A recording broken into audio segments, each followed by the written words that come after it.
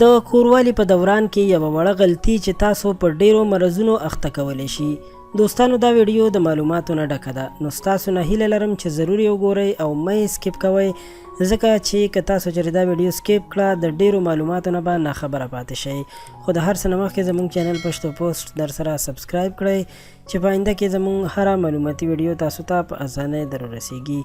دوستانو طبي لحاظ سره د 3 نه تر 7 ورځو په درمیان کې یعنی منځنۍ حصه کې کوروالی کول پکار دي، او که د دې نه وروسته وشي هم هیڅ مشکل نشته، ځکه چې 3 ورځو کې په انساني وجود کې مني جوړیږي او 4مه ورځ باندې هغه تحلیل کیږي او د کوروالي لپاره تیاریږي.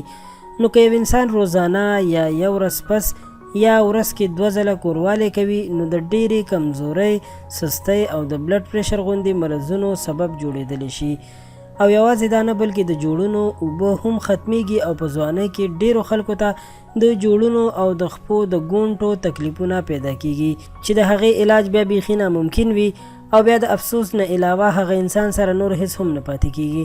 که یو انسان د 3 نه تر 7 ورځو په منځ کې کوروالی وکړي، نو یقینا چې ډیر خوند به واخلي او د حقیقي خوند نه به فایدهمند شي.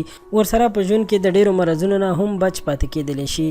ورسره یوه بله خبره هم په یاد ولرئ چې زیات خلک د واده نه وړاندې د لاس نه کار اخلي. دلته زه هغه خلکو باره کې هم خبره کوم څوک چې د لاس نه کار اخلي، ځکه چې داسې خلک بیا د واده قابل نه پاتې کیږي. د خپل ژوند بربادول د لاس نه د کار اخیستلو په وسیله باندې یو ډیر خطرناک عمل دی، ځکه چې دې سره د سړي د مخصوص اندام لاندې رګونه کمزوري کیږي چې بیا په ذکر کې هغه طاقت نه پاتې کیږي، نه ذکر د سم ادریدو قابل پاتې کیږي، او داسې خلک بیا د خپلې ښځې نه شرمیږي ځکه چې نامرد غوندې وي.